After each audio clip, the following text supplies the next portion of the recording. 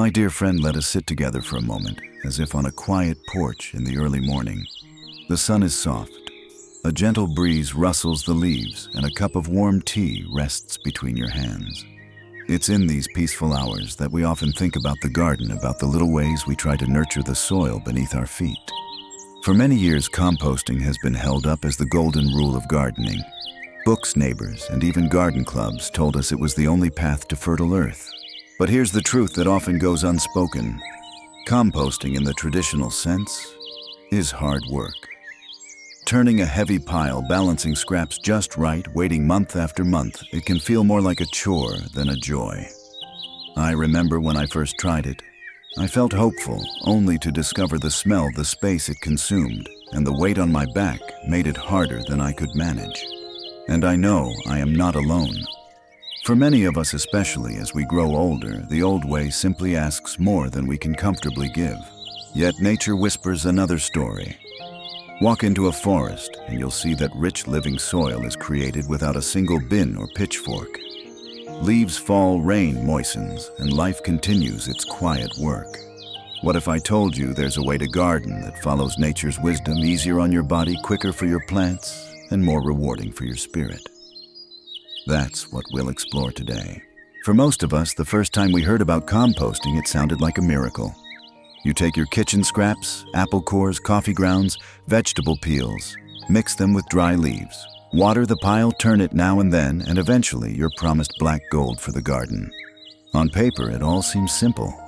In practice, though, the story can feel very different. Anyone who has tended a compost pile knows it demands space, patience, and a good deal of strength. And that's where the problem often begins for senior gardeners.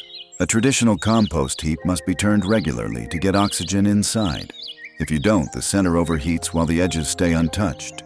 Too wet, the pile becomes slimy.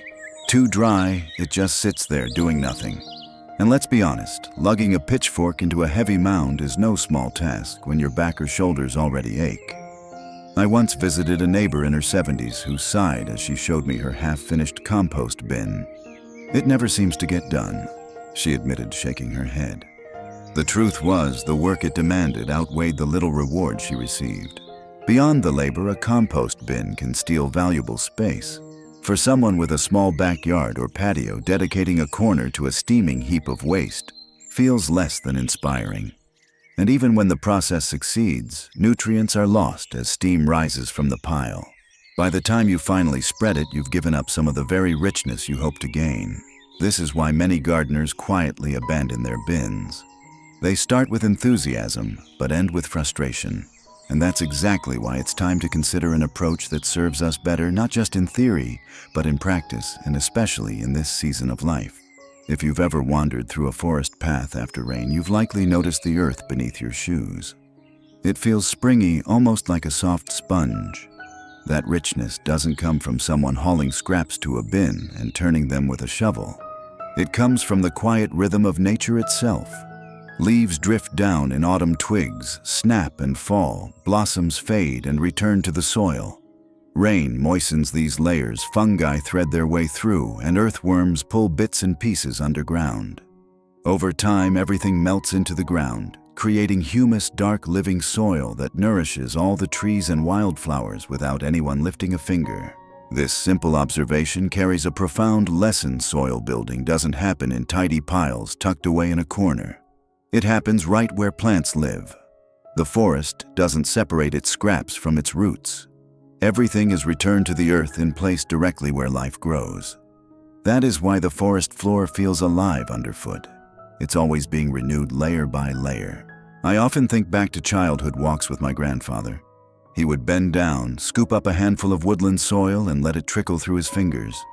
This, he'd say softly, is how the earth feeds itself. At the time, I didn't understand the depth of those words, but today, they ring true. Nature already knows the secret of fertility. We only need to mimic it. By shifting our thinking from composting somewhere else to feeding the soil right here, we align ourselves with what the forest has been doing for thousands of years. No hauling, no waiting, no wasted effort, just a gentle cycle that sustains itself. And for those of us looking for ease and harmony in our gardens, that's the quiet secret worth remembering. So, how do we bring that forest wisdom into our own backyards? The answer is what many call the in-ground layering method. Instead of piling scraps into a bin and waiting months, you return them directly to the soil where your plants are growing. Think of it as a soft horizontal compost system built right beneath your feet.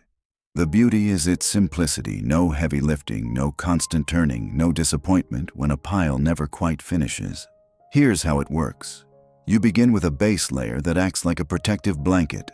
A sheet of cardboard or a few layers of newspaper are perfect. They keep weeds down and create a moist, safe place where worms feel welcome. On top of that, you scatter your kitchen scraps, peels, coffee grounds, eggshells, whatever you've saved from the day. Then you cover it all with twice as much dry material leaves, straw, shredded paper.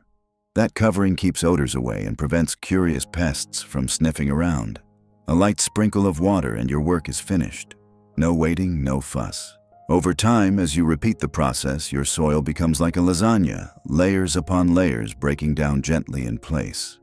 The worms and microbes do the heavy work, pulling nutrients down to the roots where your plants can thrive.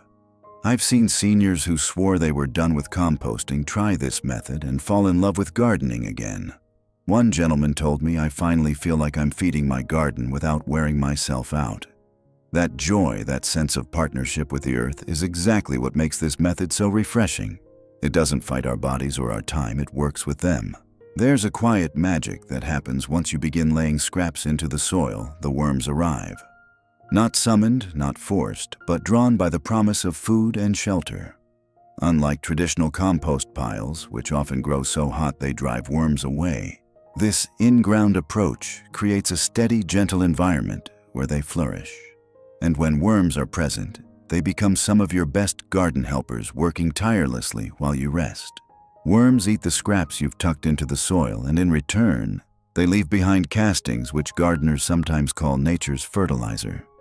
These castings are rich in nutrients and teeming with beneficial microbes, far more balanced than what you might buy in a bag. Their tiny tunnels loosen the earth, improving drainage and allowing roots to stretch deeper. It's as if they're quietly sculpting the soil into a more welcoming home for every seed you plant. I remember a friend showing me her raised bed after just a few weeks of layering. She gently pulled back the soil to reveal dozens of wriggling worms. Her eyes lit up as she whispered, "I didn't know I had this many." That discovery gave her such confidence, not only in the method, but in her own ability to nurture life with minimal effort. For seniors, this is gardening at its smartest. Instead of lifting, turning, and straining, you enlist a natural workforce that never complains, never takes a day off, and always improves the ground. The partnership between gardener and worm is quiet but profound. By simply laying out the scraps, you open the door to a thriving underground community that rewards you season after season. One of the most frustrating parts of traditional composting is watching all that steam rise from the pile on a cool morning. It may look harmless, but that vapor is actually precious nitrogen and other nutrients escaping into the air. By the time months have passed and the pile is ready, much of the goodness you worked so hard to collect has drifted away. What remains is still useful, of course, but it is not as rich as it once was. With in-ground layering, that problem simply doesn't exist. Because the scraps decompose right inside the soil, everything stays where it belongs. The microbes, fungi, and worms are waiting nearby, ready to capture nutrients and weave them into the living network that supports your plants. Instead of floating away, those nutrients are handed directly to roots, creating stronger stems, richer colors, and sturdier harvests. Over time, the soil itself changes, becoming softer, darker, and able to hold water like a sponge. I once met a retired teacher who had grown weary of hauling watering cans during hot summers. After switching to this method, she noticed her soil stayed moist longer, even during dry spells. She told me with a smile, "It feels like the garden is helping me now." And that's exactly the gift this approach gives. It works with nature's design to conserve energy, both yours and the Earth's. Nothing is wasted, nothing is lost. Every peel shell or coffee ground becomes part of the garden's quiet feast. And for seniors, that efficiency is more than just practical. It's comforting. It reminds us that even the smallest offerings have value when returned to the soil, just as every season of life has something meaningful to give back. Now let's bring this down to the everyday garden. The kind you and I tend with care but without wanting to strain ourselves. The beauty of in-ground layering is that it fits perfectly into small, senior-friendly routines. If you have raised beds, all it takes is a shallow trench just a few inches deep. You place your scraps inside, cover them with dry leaves or straw, and pull the mulch back over the top. That's it. No hauling buckets across the yard, no twisting a pitchfork. You can even do it sitting on a garden stool, moving slowly and comfortably at your own pace. For larger plots, it can be just as simple. Instead of one big pile in the corner, you rotate where you dig your trenches each season. One year you feed the row of tomatoes, the next you shift to beans, and gradually the entire garden becomes richer without you ever lifting more than a small spade of soil at a time. And if you're starting a new bed, the lasagna method is a blessing.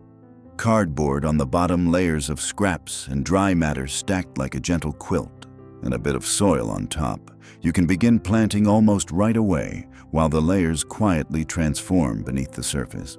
I know a woman in her late 70s who told me she spends no more than 5 minutes after dinner carrying out a bowl of peels and coffee grounds. Week by week, those tiny actions added up. By spring, her beds were alive with worms and her lettuces grew twice as fast. She laughed, "I don't feel like I'm working harder. I feel like the soil is working for me." That's the heart of this method, small efforts repeated gently, creating lasting abundance. Although this method is wonderfully simple, a few gentle habits make it nearly foolproof. The first is to let the seasons guide you. In autumn, when dry leaves blanket the yard, gather them in bags or bins. They become the perfect cover layer all year long. In summer, when grass clippings pile up, mix them with straw or shredded paper for a balanced carbon layer. By using what each season gives, you'll never run short of the right materials. Another common worry is pests. Some gardeners fear that burying kitchen scraps will invite unwanted visitors. The solution is always to cover well. A thick layer of leaves or straw locks in smells and hides food from curious noses. If you do this every time your scraps blend into the soil unnoticed. Moisture is another detail worth remembering. Think of the soil like a sponge. Damp is good, soggy is not. If you live in a dry region, a quick sprinkle of water after layering helps the process along. If you live where rain is generous, nature will take care of it for you. Diversity is also important. Feeding your soil a mix of banana peels, corn husks, apple cores, coffee grounds, and eggshells is like serving a banquet. Each brings something unique: potassium, calcium, nitrogen, texture, and together they create a healthier underground community. Finally, remember that smaller, more frequent layers work best. Even a handful of scraps after dinner tucked under leaves keeps the soil system active. Over weeks and months, these small gestures accumulate into something powerful. In many ways, these tips mirror the rhythm of life.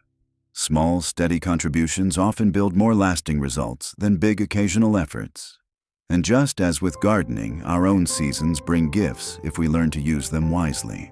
When we step back and compare, the differences become clear. Traditional composting asks us to wait sometimes half a year or more before we see any benefit. It demands turning, hauling, and constant checking. By the time the compost is ready, we've already invested months of effort, and some of the best nutrients have vanished in the process.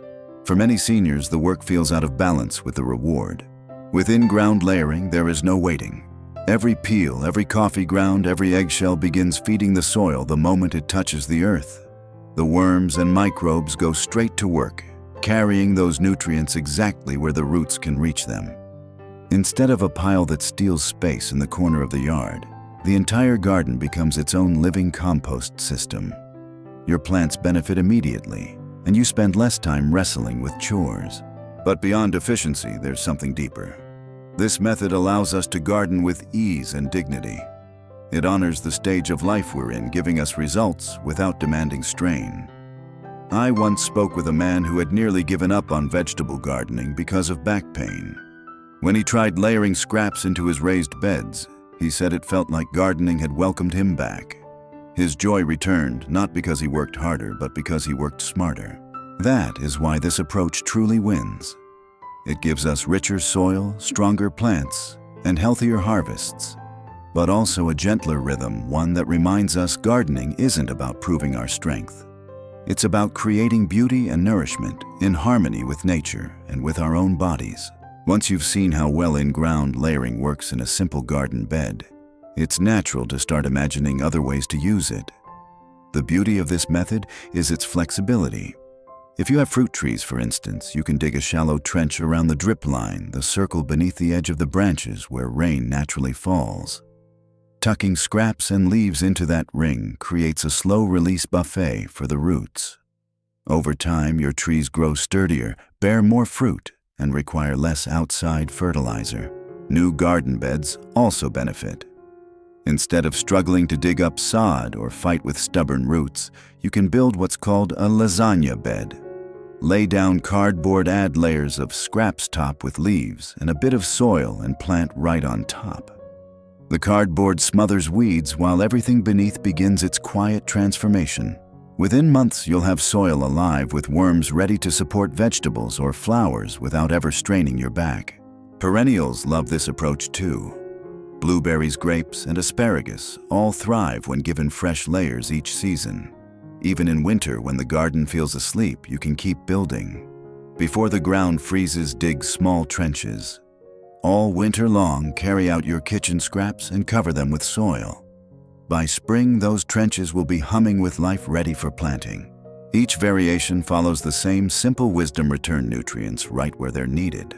Whether you're nurturing trees, starting new beds, or feeding long-lived perennials, the principle is unchanged. Nothing is wasted, and every scrap becomes part of a living cycle. It's not just gardening, it's a way of leaving the soil better than we found it, a quiet legacy for seasons yet to come. For years, I kept a compost bin behind the shed, just as every gardening book suggested. Week after week, I carried bowls of scraps across the yard, lifted the lid, and tossed them in. I promised myself that on Saturday I'd turn the pile, but Saturdays came and went, and the pile sat there half-finished, steaming, and always demanding more of me than I had to give. It felt like a burden, and the payoff always seemed far away. One spring, tired of the struggle, I tried something different. Instead of trudging to the bin, I dug a shallow trench right in the bed where my tomatoes would grow. I laid in the peels and cores from the week, covered them with leaves, and forgot about them. Within weeks, I noticed worms wriggling in every direction. By summer, my tomatoes stood taller than I had ever grown them, and the beans nearby seemed to double in yield. The soil crumbled in my hand, soft and dark, alive in a way it had never been before. That experience changed me. I realized I didn't need to cling to tradition just because it was handed down. The garden wasn't asking for my exhaustion, it was asking for partnership. By working with nature instead of against it, I found more joy, more abundance, and less strain. It reminded me that sometimes the old ways must be questioned and new ways embraced, not because they're trendy, but because they honor both the earth and the body. For me, in-ground layering wasn't just a method. It was a gentle revelation that the soil, like life itself, can flourish when we stop forcing and start trusting. As we grow older, gardening begins to take on a different meaning. It's no longer about proving how much we can lift or how hard we can labor. It's about savoring the beauty, the nourishment, and the peace it brings. The in-ground layering method fits perfectly into this stage of life. Instead of dragging heavy compost across the yard or spending hours tending a pile, you simply tuck your scraps into the soil and let nature take over. Your garden thrives while your body rests, and the work feels more like a gift than a chore. What's most powerful is the sense of partnership this method creates. Every banana peel, every handful of coffee grounds, every autumn leaf becomes part of a living cycle that feeds your plants and restores the soil. Nothing is wasted. Everything contributes. That's not just good gardening, it's a philosophy for life. As seniors, we understand how even the smallest gestures, repeated with love, can create abundance over time. I once heard a gardener say, "I no longer feel like I'm fighting my land. I feel like I'm in step with it." That is the essence of gardening, smarter, not harder. By following nature's quiet example, we protect our strength, honor our years, and still create beauty that blesses us and those who come after us. So the next time you finish dinner and carry out a bowl of scraps, pause before tossing them in a distant bin. Instead, slip them gently into the soil near your plants. Cover them with leaves, smile, and know you've just given back to the earth in the simplest, wisest way. And as your garden responds with soft soil thriving worms and flourishing harvests, you'll discover the true joy of gardening in harmony with nature.